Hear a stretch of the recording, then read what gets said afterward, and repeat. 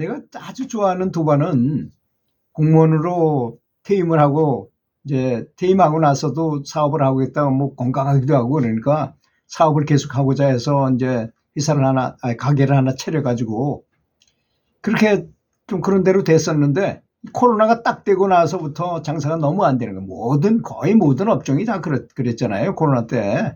너무나 어려웠죠. 금전적인 어려움에 처하게 됐어요.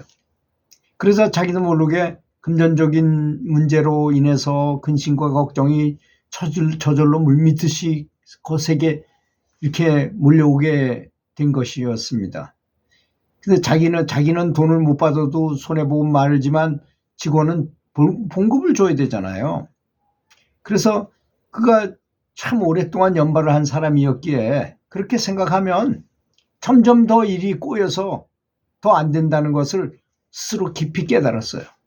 참 다행인 거죠. 그나마 이분은 이렇게 불평불만하고 힘들다 하면 점점 더 안 된다는 소리 듣고 또 저하고도 통화를 많이 했어요. 감사합시다.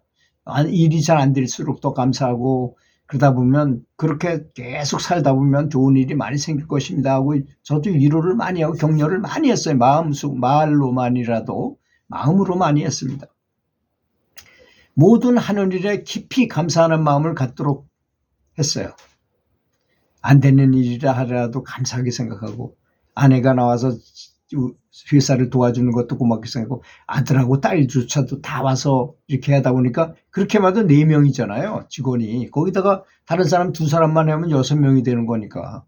이렇게 마음의 상태를 바로잡는데 혼신의 노력을 다했어요. 오히려 이 사업이 잘 안 될 때. 그런데 그러던 중 설상가상으로 멀쩡하던 30대 초반의 젊은 우리 그 사람의 아들이 갑자기 뇌졸중으로 쓰러진 거예요. 그래가지고 병원에 오랫동안 입원을 했는데 그렇지 않아도 금전적으로 힘든 판국에 퇴원할 때가 되니 병원비를 중간 정산해라고 해서 얼마냐고 물어봤더니 3천만 원이나 되는 거금인 것입니다. 당장 급하게 필요하게 되었던 것입니다. 그는 연불 수행자로서 참 이번에 집 하나 멋지게 지어가지고 거기서 수행도 하고 참 잘 살기로 하기 위해서 황토 벽돌로 아주 멋지게 집을 지었거든요. 집도 지어놓고 옆에는 또 둥그렇게 해가지고 이렇게 원통처럼 만들어 놓은 그런 또 특별히 연불을 하는 연불 땅도 만들어 놓고 했었어요. 그 정성을 다해서 잘 지은 집에 살고 있었는데 저한테 물어보더라고요. 지금 이런 처지에 어떻게 하면 좋겠죠? 당장 집 팔아라 그랬어요. 저는.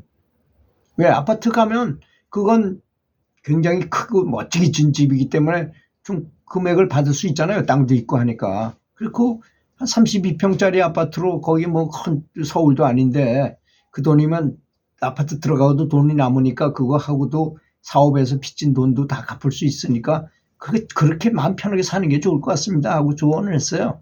그랬더니 집을 내놨는데 이건 워낙 위치도 좋고 좋은 집이니까 금방 팔렸어요.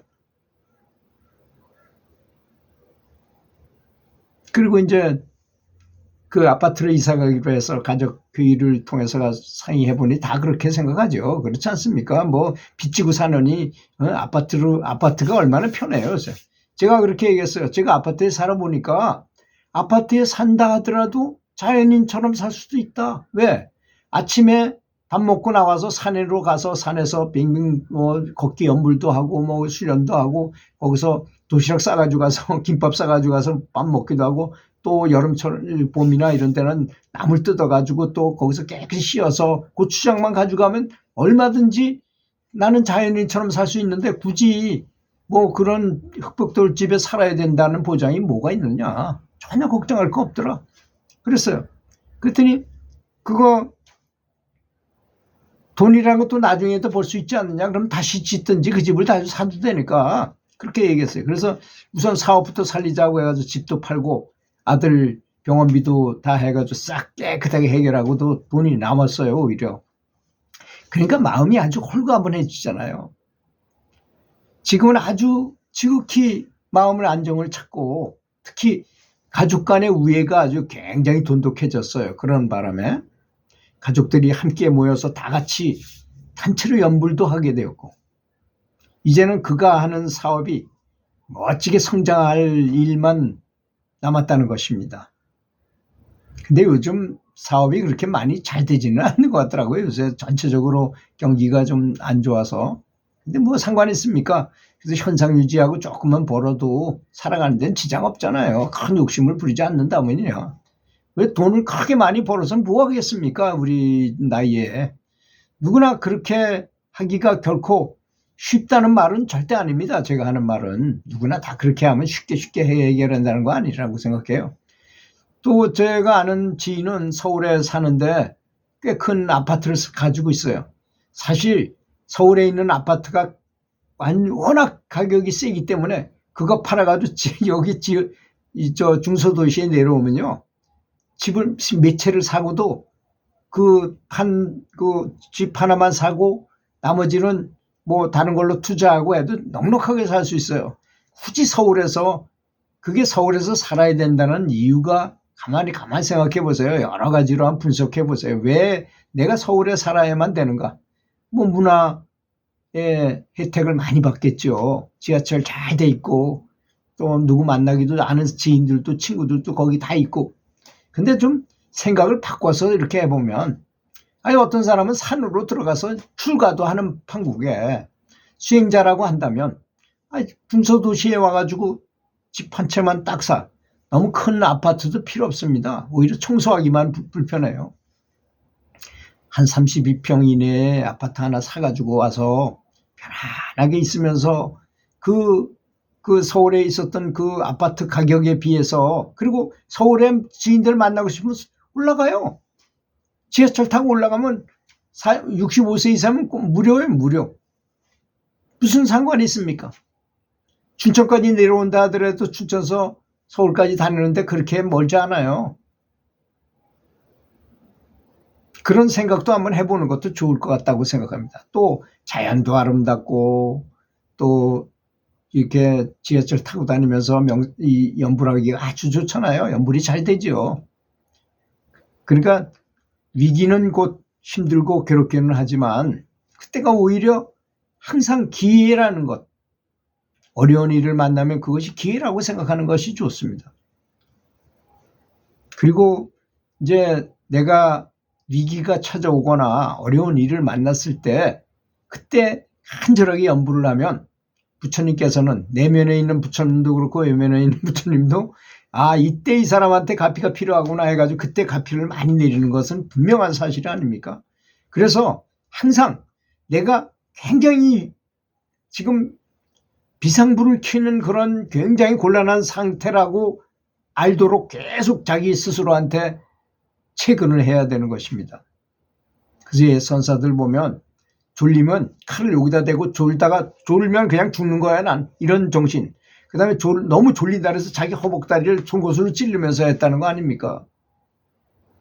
그리고 부처님이 말씀하신 독사가 내 방 안에 있다 라고 독사가 얼마나 무서운 것입니까? 한 번만 물리면 죽잖아요. 그럼 독사가 옆에 있다는 거야. 그런 것처럼 위급한 것이라고 생각하라 이겁니다. 진짜 그렇다는 것이 아니라 그렇게 생각하라. 항상 비상불을 켜도록 하라는 것입니다. 그런 상태를 만들어내라는 거죠. 자기 스스로. 그래서 제가 많이 실험을 해봤는데요. 연불을 하기 전에, 잠자기 전에 연불을 쫙 하면서 내가 죽어도 연불을 하다가 잠에 안 들겠다 해도 내가 쓰러져서 나도 모르게 잠이 들었어요. 그러다 불편하니까 딱 일어났어. 그러고 내가 앉아있는 줄 알았더니 누웠네. 해가지고 또 발떡 일어나서 또 연불해. 열심히 해. 그러다 또 쓰러져. 그리고 또 한 번 일어나. 또 연불해. 그러다 또 쓰러져. 한 3번만 쓰러지고 났다가 아침에 딱 깨서 보면요. 밤새도록 연불한 거 아주 똑같습니다. 전혀 다르지 않아요. 밤샘 연불한 거 똑같습니다. 그거는. 저는 물론 너무 마음이 간절하게 되면 누워서도 잠이 안 오게 만들 수 있어요. 잠자는 것도 아니고 안 자는 것도 아닌 그 가수면 상태로 일주일씩 지나기도 하고 그래봤어요. 아주 피로 회복이 너무 잘 됩니다. 그럴 때일수록 더. 여러분 한번 실험해 보세요. 피곤한 날 밥 먹고 점심 식사하고 나면 피춘곤증이 오잖아요. 그런데 눕지 말고 제자리에 앉아가지고 계속 졸아보세요. 잘 몸을 눕히지 않으려고 노력하면서 있어 보세요. 근데 한 5분 동안 내가 깜빡 졸았어. 앉아서. 피로가 싹 가십니다. 아주 완벽하게 가셔요. 참 인체는 신비하고 우리 생각이라는 거 그렇게 중요한 것입니다. 그런 마음, 그래야만 잠재의식 속까지 말라식을 통과해가지고 우리가 자성불하고 교통을 할 수 있는 기회를 받을 수 있는 것입니다. 그리고 괴로울 때는 우선 마음의 상태부터 바꾸도록 부처님께 깊이 진심으로 감사드리면서 이런 연불법을 가르쳐 주신 것에 대해서 감사드리면서 정성을 다해서 연불하고 자비롭고 감사한 마음으로 완전하게 바꾸는 것이 가장 자연스럽게 일을 잘 처리하는 비결이라고 생각합니다. 아무리 어려운 일이 있더라도 계속 이렇게 생각하시면 그 행복 호르몬이 많이 나오면 저절로 그런 일이 신기하게도 해결이 된다는 것입니다. 여러분 운칠기삼이란 말 아시죠? 운은 7이고 기는 실력은 30%밖에 안 된다는 것입니다. 70대 30이라는 것입니다. 운이 좋으려면 어떻게 되나요?